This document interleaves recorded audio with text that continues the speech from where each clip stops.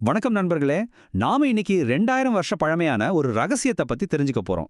இது உங்க ப்ராஜெக்ட்ல இருந்து உங்க கெரியர் வரைக்கும் எல்லாத்துக்கும் ரொம்பவே உதவ போகுது.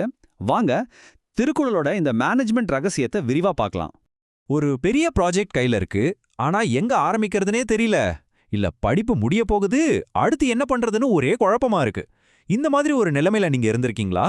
கவலையே படாதீங்க, இதுக்கு ஒரு சூப்பரான தீர்வு நம்மகிட்டே இருக்கு.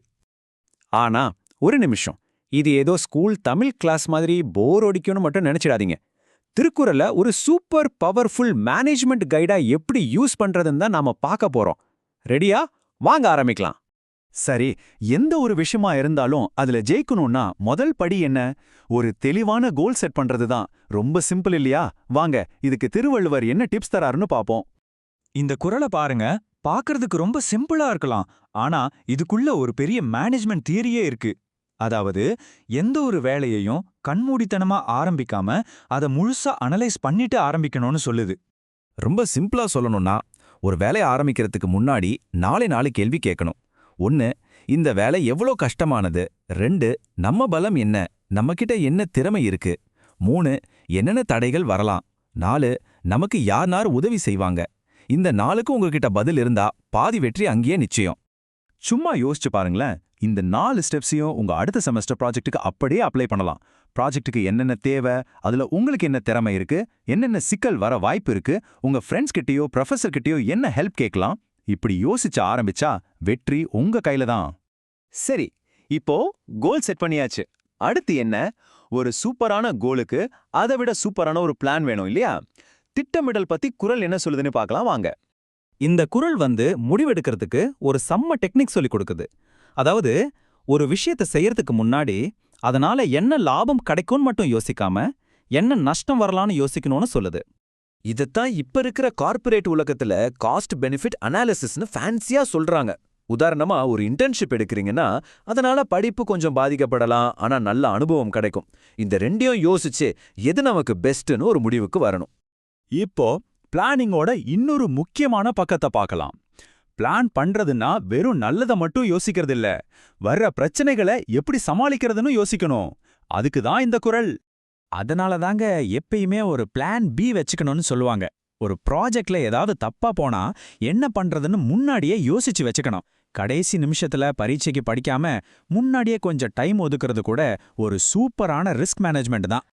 இப்ப பாத்தீங்களா, ஒரு பக்காவான பிளான் அப்படிங்கிறது நமக்கு என்ன பெரிய லாபம் கிடைக்கும்னு கணக்கு போடுறது மட்டும் இல்ல, இன்னொரு பக்கம் என்னென்ன பிரச்சனை வரலாம், அதுக்கு நாம எப்படி தயாரா இருக்கணும்னு யோசிக்கிறதும் தான். இது ரெண்டும் சேர்ந்தது தான் ஒரு முழுமையான திட்டமிடல். ஓகே, நம்மளோட 3வது பில்லர். இப்ப முதலீடுன்னு சொன்னதும் பணம் காசுன்னு நினைக்காதீங்க. ஒரு ஸ்டூடெண்ட்டுக்கு அவங்களோட நேரம், எனர்ஜி, கவனம், இதுதான் மிகப்பெரிய முதலீடு.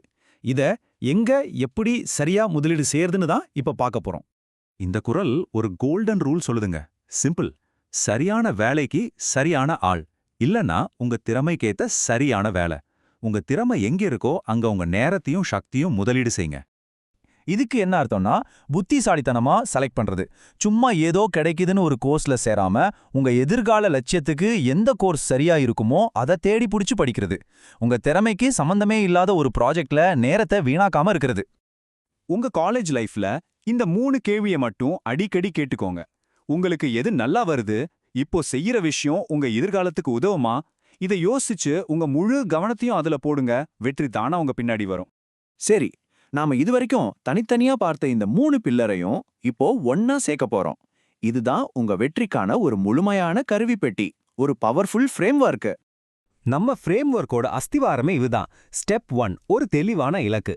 குறள் 948 ஞாபகம் வச்சுக்கோங்க. வேலையை முழுசா அனலைஸ் பண்ணிட்டு ஒரு தெளிவான கோல் செட் பண்ணணும். இலக்கு ரெடி. அடுத்தது ஸ்டெப் 2, ஒரு பக்காவான பிளான். அந்த கோலை எப்படி அடைய போறோங்கிறதுக்கான ஒரு ரோட் மேப். லாபம், நஷ்டம், தடைகள் எல்லாத்தையும் யோசிச்சு ஒரு சூப்பரான பிளான் உருவாக்கணும். அடுத்து 3வது ஸ்டெப்பு, நம்மளோட நேரத்தையும் சக்தியும் சரியா முதலீடு செய்யறது. பிளான் போட்டா மட்டும் பத்தாது இல்லையா? அதை செயல்படுத்த நம்ம நேரத்தையும் எனர்ஜியும் புத்திசாலித்தனமா யூஸ் பண்ணணும். கடைசி ஸ்டெப்ஸ் ரொம்ப ரொம்ப முக்கியம். பிளானை செயல்படுத்தணும், அதுலேருந்து கத்துக்கணும், தேவைப்பட்டா அதை மாத்திக்கவும் தயாரா இருக்கணும். இது ஒரு சர்க்கிள் மாதிரி போய்கிட்டே இருக்கும். இதை நீங்க எந்த ஒரு விஷயத்துக்கு வேணாலும் பயன்படுத்தலாம். அப்ப பாருங்க, திருவள்ளுவர் நமக்கு கொடுத்திருக்கிறது வெறும் வார்த்தைகள் இல்ல. அது உங்க காலேஜ்ல இருந்து உங்க கெரியர் வரைக்கும் வாழ்க்கையோட ஒவ்வொரு கட்டத்திலையும் ஜெயிக்கிறதுக்கான ஒரு சூப்பரான பிராக்டிக்கலான டூல் கிட். சரி, இப்போ கேள்வி உங்ககிட்ட தான். உங்களுடைய அடுத்த பெரிய சவால், அது ஒரு செமஸ்டர் எக்ஸாமா இருக்கலாம், இல்ல ஒரு ப்ராஜெக்டா இருக்கலாம். அதுக்கு இந்த டூல் கிட்ல இருந்து எந்த குரலை முதல் கருவியா நீங்க யூஸ் பண்ண போறீங்க? யோசிச்சு பாருங்க.